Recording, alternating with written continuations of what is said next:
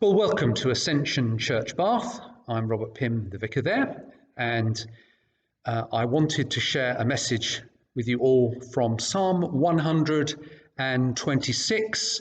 It's a psalm you'll know well when I read it, and I wanted to share this even though we're joining in the New Wine Conference at the moment and using their Sunday morning worship as our own. I'll sing a bit of it to you. When the Lord restored the fortunes of Zion, we were like those who dream. Then our mouths were filled with laughter, and our tongues with shouts of joy. That's just the beginning of a setting, a very old one now, Psalm 126, not so well known as the similar sentiment from Boney M. By the rivers of Babylon, there we sat down. Oh, we wept when we remembered Zion. Actually, I don't think they were laughing when they sang it, but hey, you'll know the song well. I'll read the psalm itself now. A song for pilgrims ascending to Jerusalem. When the Lord brought back his exiles to Jerusalem, it was like a dream. We were filled with laughter, and we sang for joy.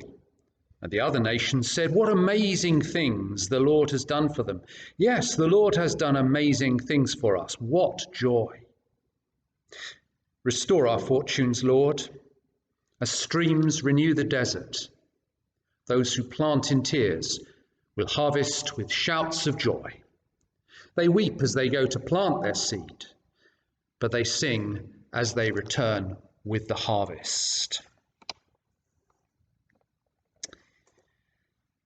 I'll say something about that in a while, but just first a few thoughts. Having stepped out of the New Wine Conference, which, to be honest, I found a bit overwhelming, confusing even.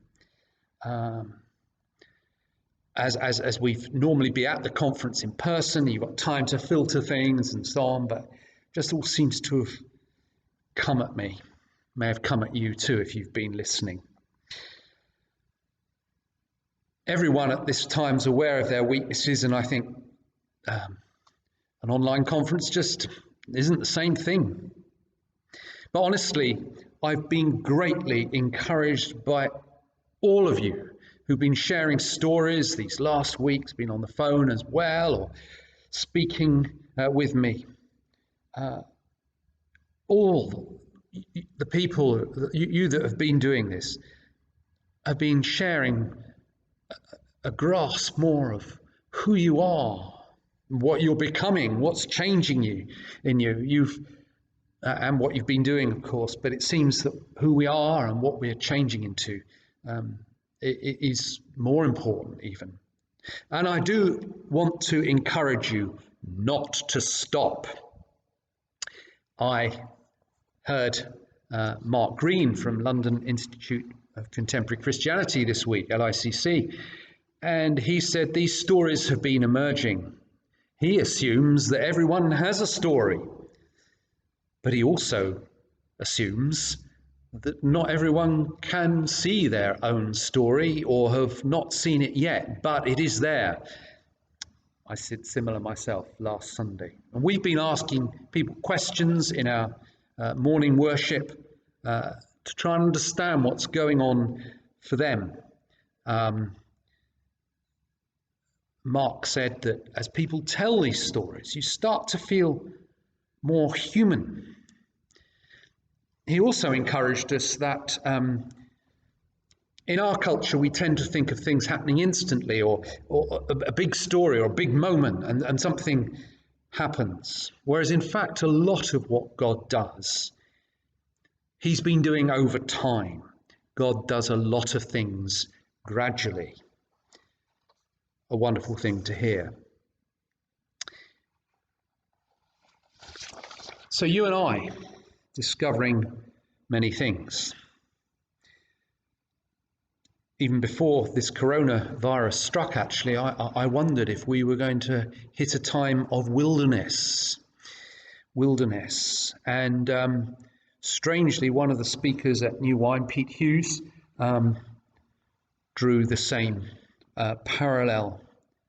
And he said during that wilderness, three things have come to us, a bit like the temptations of Jesus, that we need to overcome. Our self-sufficiency has been somewhat broken. A new sense of who we really are and what matters. Our calling, if you like, under God to be who we are. One of our people, Emma, speaking last week, said, "I've discovered I am enough as I am." That's a deep place to go to. And thirdly, dethroning the idols in our life, things that we run after. Many of these things, as you go to a wilderness place, I hope you can hear what I'm saying, have been happening in your life. Even if you can't quite tell the story yet. Some have, some saying it's only part of the story, obviously, and the story is emerging. Indeed it is. But that story is going on. God is at work in us as we go through this time. Many of you have shown how you're aware of it. My wife Margaret commented, hearing some of the New Wine talks, and one of them, God's strength is emerging among us, even when we're not strong, especially when we're not strong. What a remarkable thing that God himself comes to the fore. Just see what's been happening in our services. Already the Holy Spirit has been drawing things out. People have told some of their story. I'm not sure how the Lord's going to join it all up.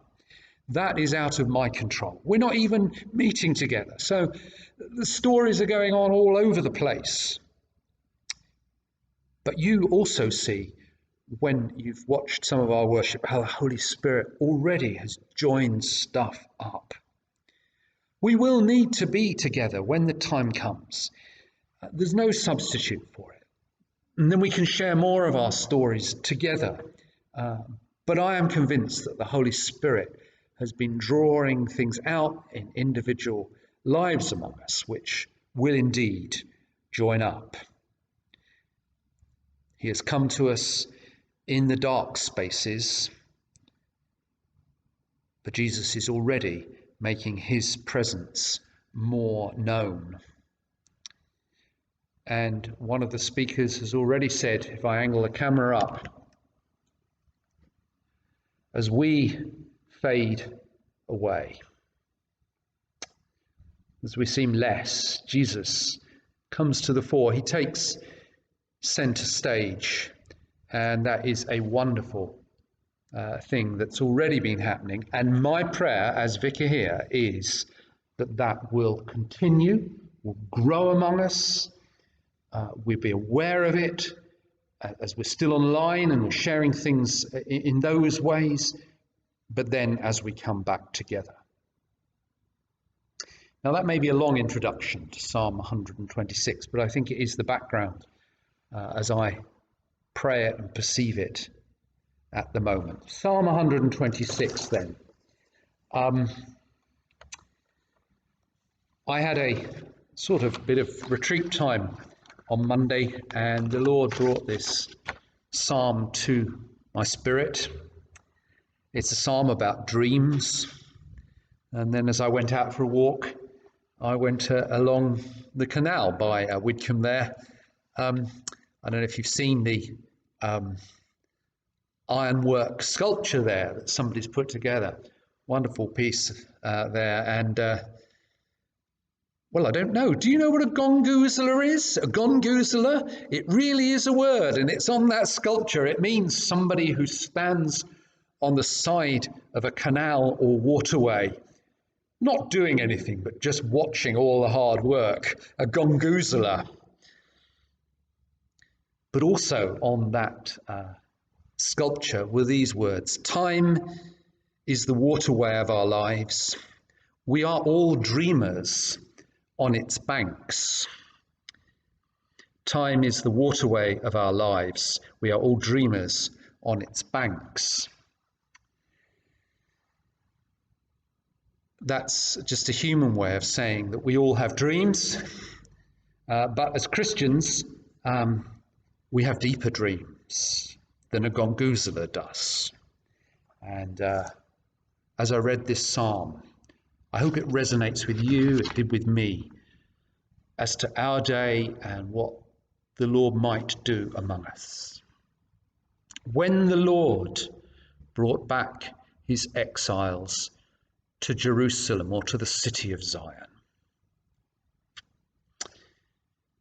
it paints a picture of those in exile, or I think better, in the wilderness.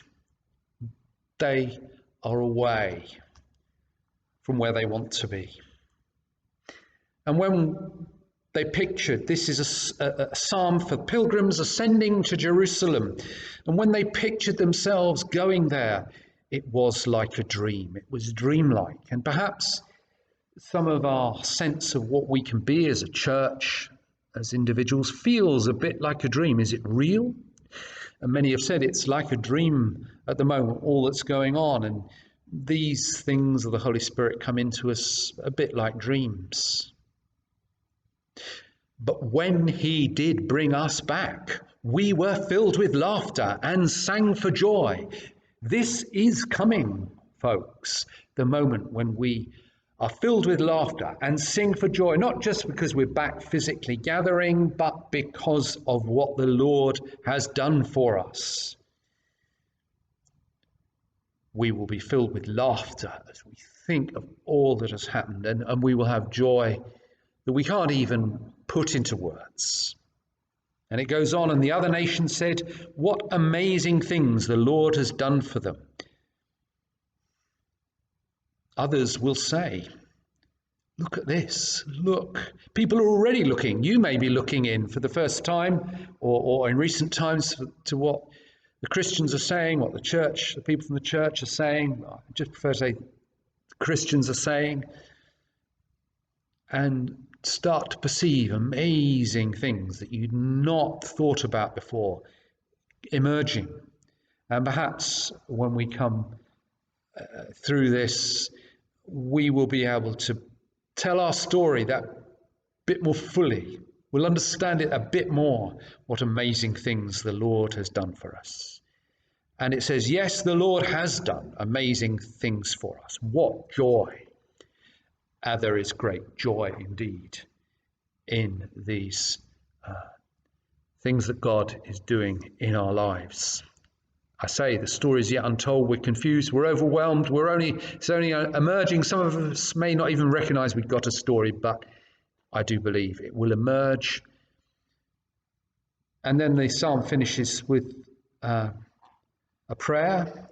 Restore our fortunes, O Lord, as streams renew the desert. It may feel like we need restoration, but God is the master restorer. He is the master greener up of the wilderness as streams renew the desert.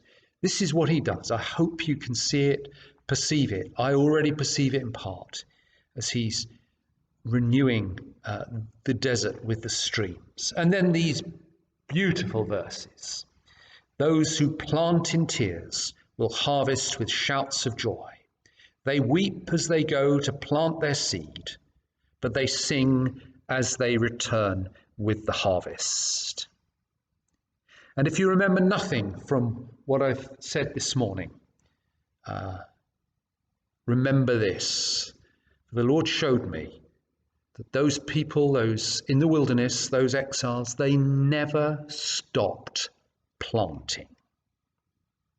It doesn't say when we're restored we'll plant and then there'll be joy. It doesn't say we were singing with great joy as we put the crops in. No, it says we wept as we planted the seed. They planted in tears, but they never stopped planting. And I want to encourage you as you listen to this, as you perceive the story of God doing things in your life. You may be a new believer, you may not even believe yet, you may just begin to sense God doing something. There is a God who's doing something, but others who've long been Christians may be suddenly seeing new things. As you work with that and allow that to happen, don't stop planting. We don't know what each other's doing at the moment. We don't know how many people are helping others or praying, or we just don't know because it's going on away from here. And we've not heard the stories. We probably never knew, actually, but you are doing that. I know you are. People have told me they are. They're planting. Don't stop planting. Don't stop planting that word of kindness, that action for someone, that help given, that phone call. And don't stop planting that listening to the Lord as He shapes and forms your own self, who you are, what He's showing you about yourself. Why? Because we continue to plant, and there is a promise of harvest with the joy that comes with it. So never stop planting. I hope that's helpful. Feedback to me in the week if you're talking with me. I'm doing my best with this. I'm, as I said, a bit overwhelmed and confused myself, but I do see this psalm speaking to our times very, very deeply indeed. And I pray for that harvest of joy. May the Lord be with you.